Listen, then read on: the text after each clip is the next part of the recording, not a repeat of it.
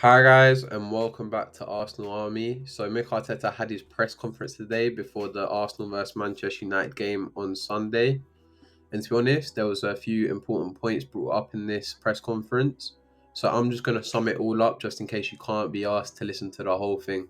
So obviously we've seen that Jorginho has signed a 1-year extension on his contract with, I believe, another option to extend it another year. He was asked about this in his press conference, and he said, of course, we would try and he was a big part to play in it, basically, asking him to sign for another year.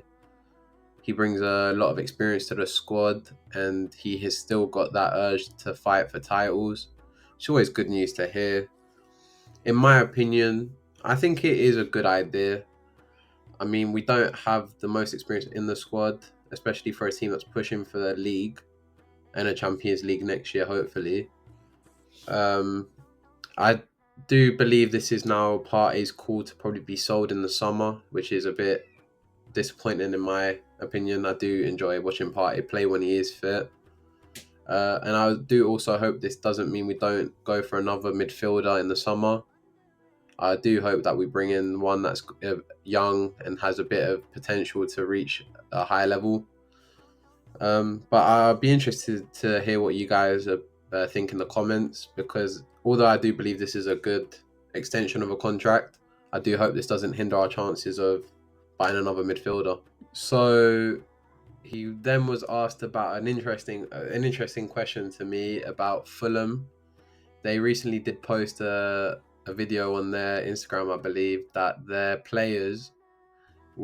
more important players actually, were playing around with kites during their training session, which frustrated a lot of Arsenal fans on Twitter.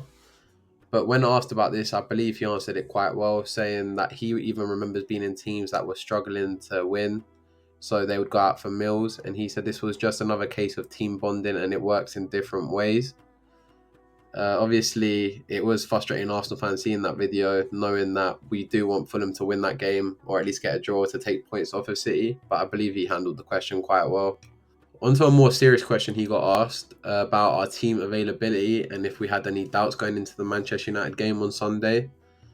And he did confirm that we have two doubts, them being Tomiyasu and Saka, which is quite worrying to hear, especially the Saka one, in my opinion, because I don't exactly know who will play on that right wing if Saka's not there. Probably Jesus, but it's not the same, is it?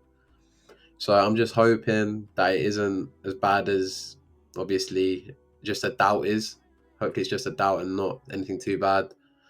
I mean, he didn't go anything into it further. He didn't say what doubts they were. Were they out, or what kind of injuries they even had. So hopefully it's not too bad. Then the last really important thing that he mentioned when he was asked about Manchester United, the game against Manchester United, he was asked about Man United's form, which he obviously responded to saying that form's kind of out the window in this game. He knows it's going to be a difficult game, basically, but obviously he believes in the team. In my opinion, when watching Manchester United recently, they haven't been too good, but we have to drop form in this game. This is a big game, and it's important for us, and it also is kind of important for them if they want any chance of Europe. So we know that they haven't been at their best this season, but they do have players that can perform on the day and produce a goal or two. So we also have to be wary of it. I can't see us going there and doing well, to be honest with you, and I hope that does happen. But there's always that slim chance that they perform on the day. But that's really it, to be honest, summing up that press conference. There was good bits and there was worrying bits, obviously. But I hope you guys enjoyed, and I'll see you in the next one. Then